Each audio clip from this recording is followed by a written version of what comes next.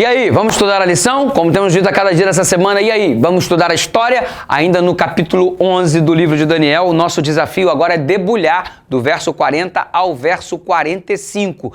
E nós estamos no desenvolvimento, você se lembra disso? Nós começamos lá desde o Império Medo-Pérsia, passamos pela Grécia, invadimos Roma na sua fase pagã e estávamos ontem na fase cristã, quando perseguiam os outros cristãos protestantes, levando-os a terem a vida ceifada por intermédio da Inquisição. Verificamos tudo isso no desenvolvimento da história revelada no capítulo 11. Quando a gente chega no versículo 40 a 45, volta à tona a linguagem utilizada no início do capítulo, Reino do Norte e Reino do Sul. Só que agora, o Reino do Norte representa todo o desenvolvimento até chegar Roma. E o Reino do Sul representa toda a oposição ao Império Romano que vai se desenvolvendo até chegar no processo do ateísmo. Mas diante disso, estamos verificando a seguinte cena.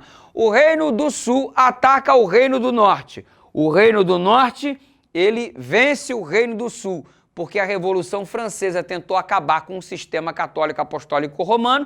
No entanto, ela foi ferida, o sistema católico apostólico romano, só que posteriormente renasceu e com grande força. Ou seja, o Reino do Norte venceu o Reino do Sul.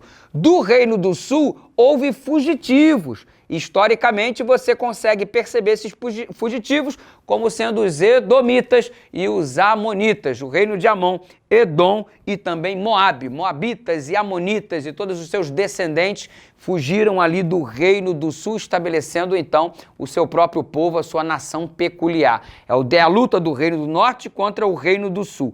Agora o Reino do Norte se posiciona na batalha final, nos versículos aqui descritos do versículo 40 ao 45, ele se posiciona contra o Monte Sião.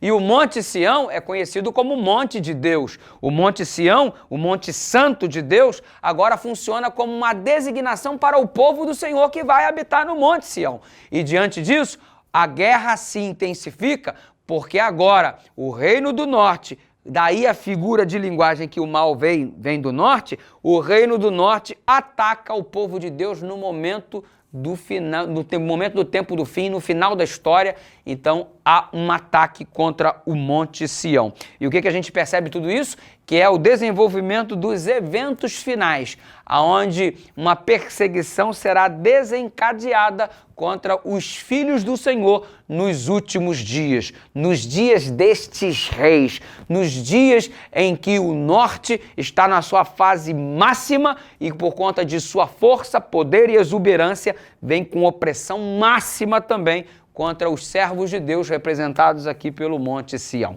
Diante de tudo isso, estamos vendo o desfecho final do grande conflito. A batalha final que está por vir, o verdadeiro Armagedon. E diante de todas essas cenas, desse desenrolar, estamos chegando e nos aproximando do capítulo 12 e grandes coisas nos esperam no final do livro de Daniel. Acompanhe esta saga histórica, acompanhe este percurso e nós vamos chegar até o final desta viagem, em nome de Jesus, com compreensão adequada da história e, acima de tudo, com um vislumbre do Deus Todo-Poderoso que controla todas as coisas e as coisas terminarão como Ele determinou, em nome de Jesus. E na determinação de Deus, nós estamos inclusos nos seus planos como aqueles que habitarão na eternidade ao lado dele para todo sempre, em nome de Jesus. Vamos orar?